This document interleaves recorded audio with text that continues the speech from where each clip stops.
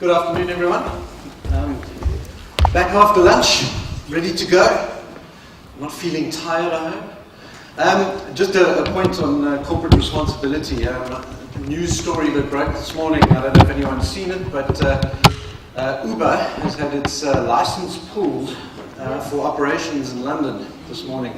And the main reason given, corporate responsibility. So it is an important element. All right. Social media, it's a rather big topic. So today I want to give you a couple of nuggets that you can take away with you. And if anyone wants to talk further, we can certainly chat afterwards. I'm happy to engage and see what we can work out with you. All right. So the question that we need to answer first is, should we? Should we be involved with social media? You all recognize these logos. WeChat is not there because it's not something that we're too involved with here at the moment. But yeah, those logos are generating a huge amount of interest in the world at the moment. And as you can see, 2017 ad spend, 563 billion odd globally, of which 38% is going online at this stage. Mobile, though, that is where it's happening. That's really where it's turning.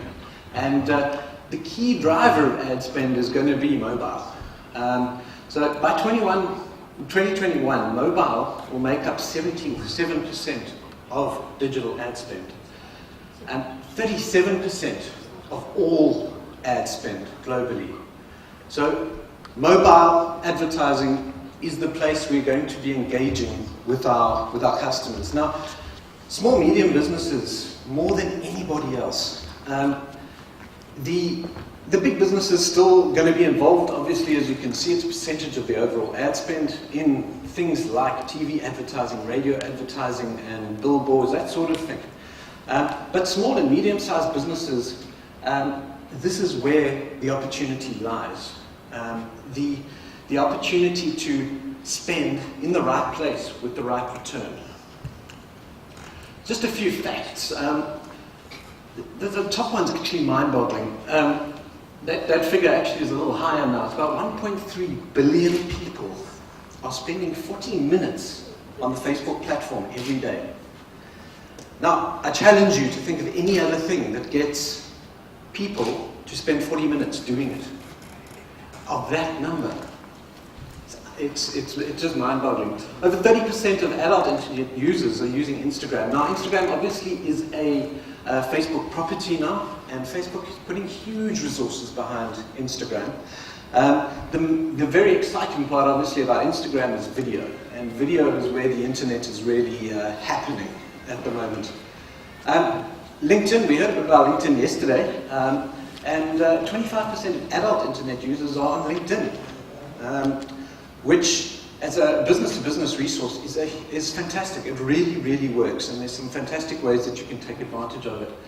Pinterest is often a forgotten platform, and for the right businesses, it really works. And pinners are as likely to purchase on Pinterest as anywhere else, but the interesting part is they generally spend 50% more than from other platforms.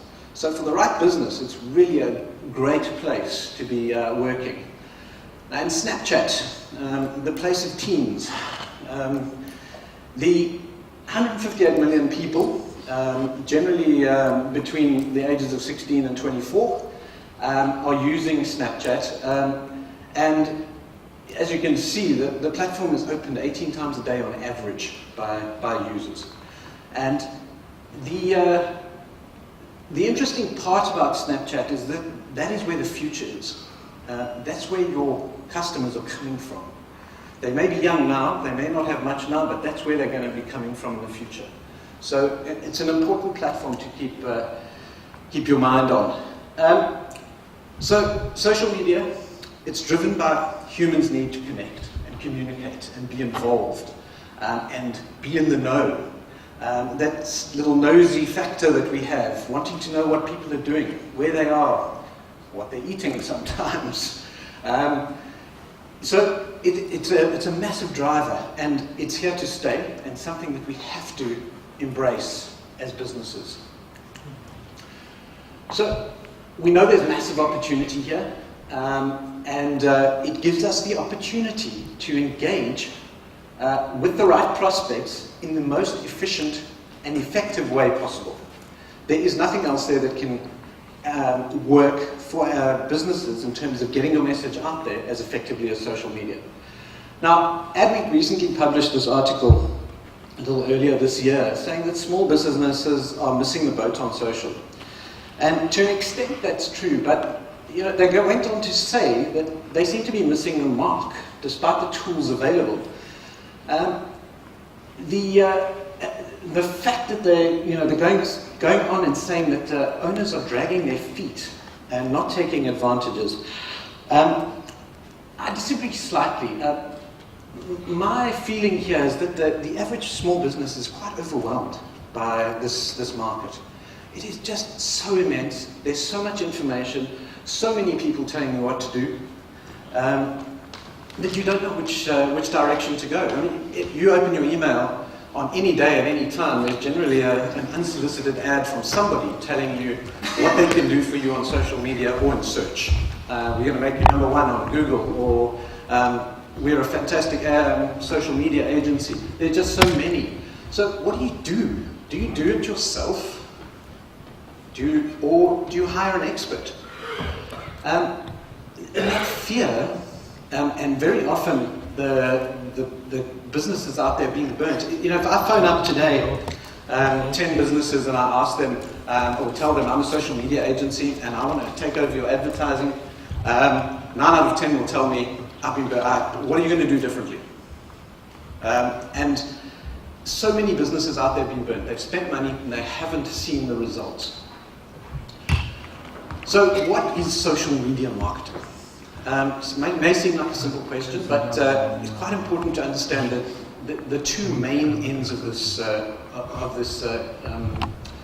word, social media, or these words, social media marketing. So the first thing is the organic end of social media. That's the posting, the engaging with people on social media, growing your followers, your likes, etc. So being involved with your audience. And there are companies out there that offer services that they call social media marketing, which take over the management of your social media page.